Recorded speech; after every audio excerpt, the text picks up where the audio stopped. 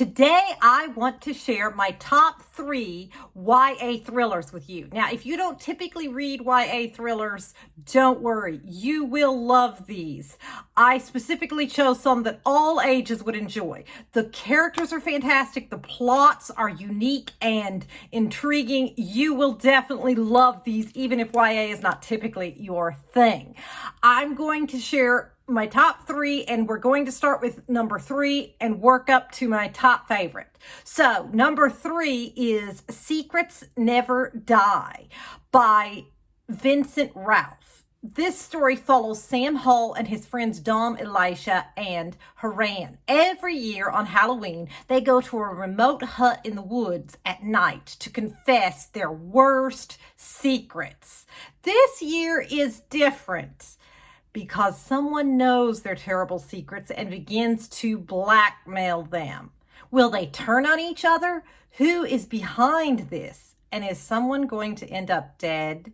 Now, I had goosebumps on page 166 when 3 people wearing masks approach the friend's car after dark. I could just see it all in my mind. I was on the edge of my seat. It was fantastic, but I'm not going to give anything away. Number 2 was I Have No Secrets by Penny Jolson. This story follows Gemma, who is unable to speak or move. She has cerebral palsy. A bad guy has told her his terrible secret. Someone is dead and he did it. Now imagine having that kind of information and not being able to share it with anybody. Her caregiver, Sarah, is dating this man, and she is very afraid for Sarah's safety. Then a new technology comes out that makes it possible for her to communicate.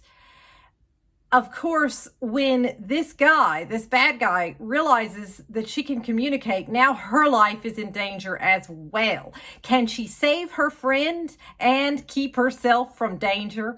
I really loved the note in the back from this author. She has worked with people with disabilities, and she specifically said what she hoped people would take away from this novel was, I mainly hope readers will have enjoyed the read, but I also hope they will feel more aware and more confident about interacting with people with disabilities. I hope readers will see that life can have value even for someone who can't communicate, but that communication gives power and autonomy, and we should do everything we can to give people a voice and to listen to one another too. So I thought that was really fantastic.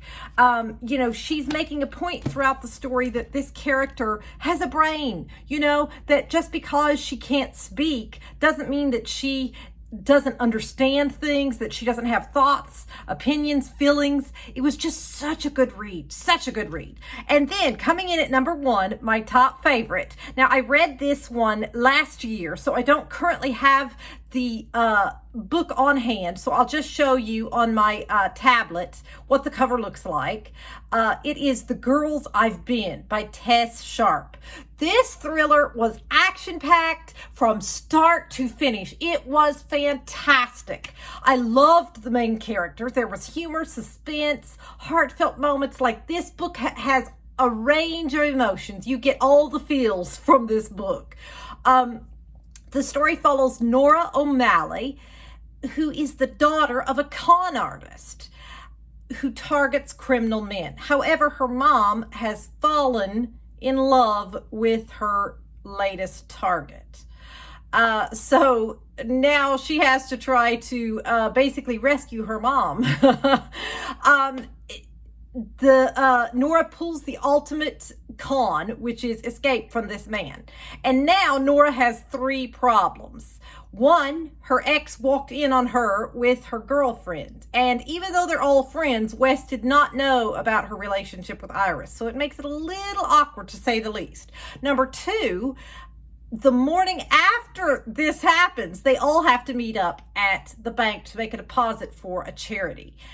And number 3, the biggest problem of all, while they are at the bank is robbed. The robbers have no idea who they're dealing with and who they're holding hostage. Nora is about to make things happen, shall we say. This one absolutely kept me on the edge of my seat. I cannot recommend this one enough. You have to read this one. I plan to read the sequel to this very soon. So there you have it, my top 3 YA thrillers. I highly recommend them. If you have not read YA thrillers, you have to start with these 3. I am sure you will love them as much as I did.